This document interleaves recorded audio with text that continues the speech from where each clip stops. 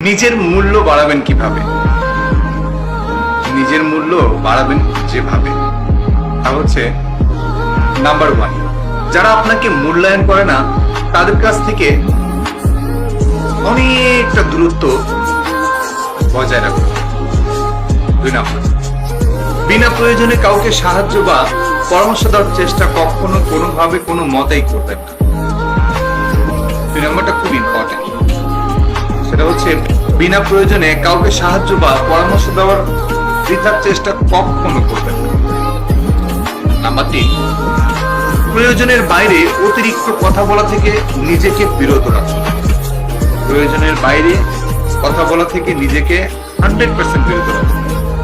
4 number, সাধারণ থাকা ভালো, তবে বোকামি করবেন না। সবসময় সতর্ক থাকুন। ক্লিয়ার? 5 নাম্বার হচ্ছে এমন ভাবে ব্যক্তিত্বটা গড়ে তুলুন যাতে কেউ আপনাকে অবমাননা করার সাহস না পায়। এমন ভাবে আপনার নিজের ব্যক্তিত্বটা, নিজের পার্সোনালিটিটা এস্টাবলিশ করুন।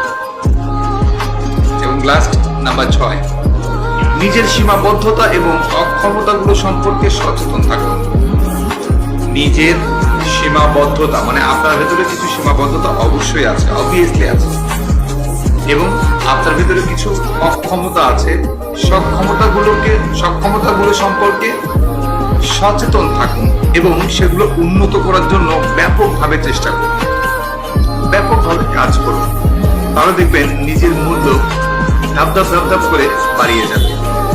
একটা বোনাস দিই, সেটা হচ্ছে প্রচন্ড রকম ভাবে প্রচুর বই পড়ুন।